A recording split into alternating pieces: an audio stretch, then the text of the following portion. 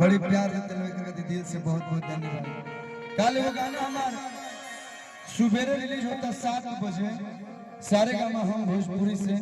हम चाहते हैं कि अब 7 बजे होते बता कुछ होइए जब नए के गाना सबसे पहले शुरुआत कर दें अगर चाहे तो 7 बजे भोर में सारे गामा हम भोजपुरी को चैनल है जो की वही चैनल से गाना आइल है कि अक्की में हचरे पतर की नगीन जैसा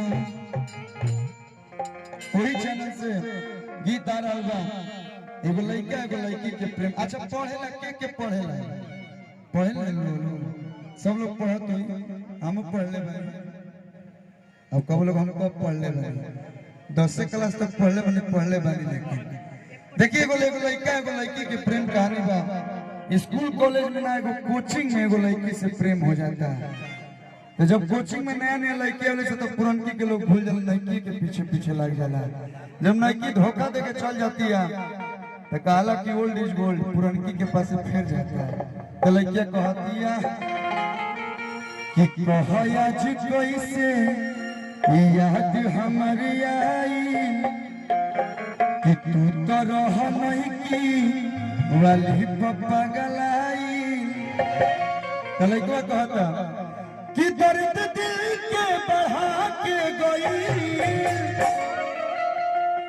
हो रस ऐसन छुआ के गई कि आइल कोचिंग में कुछ दिन खातिर अल्फना कि आइल कोचिंग में हर कुछ दिन खातिर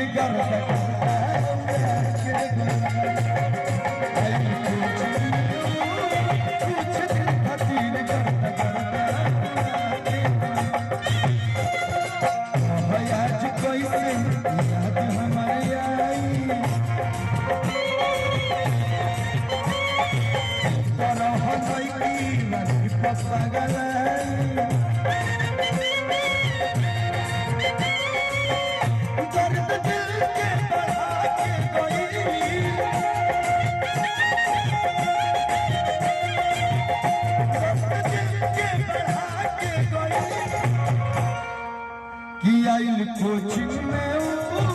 कुछ दिन खातिर गर्दा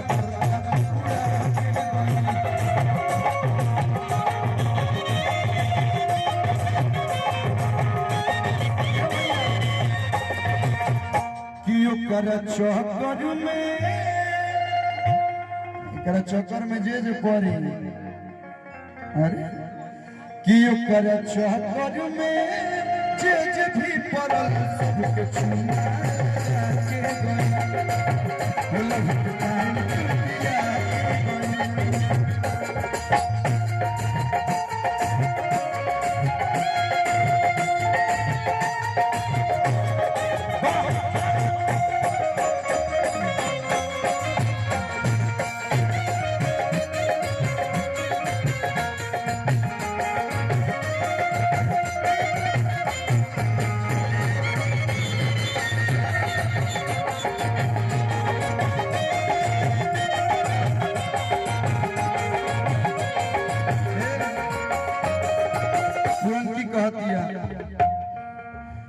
सच बोलो टच वच किया था क्या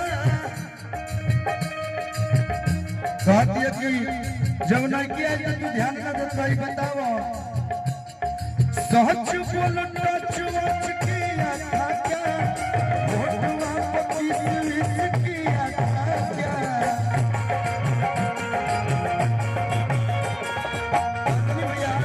लड़का कहा था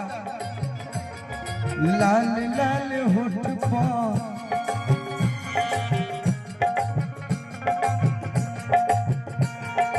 लाल लाल होठ पर लिप्स हम सटा के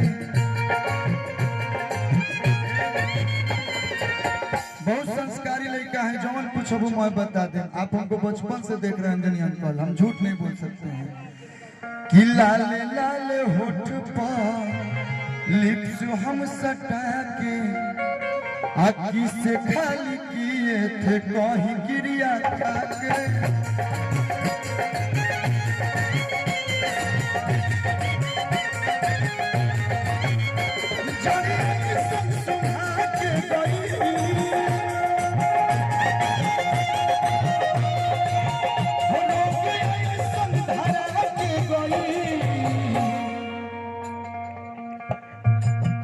लेकिन ये सच बा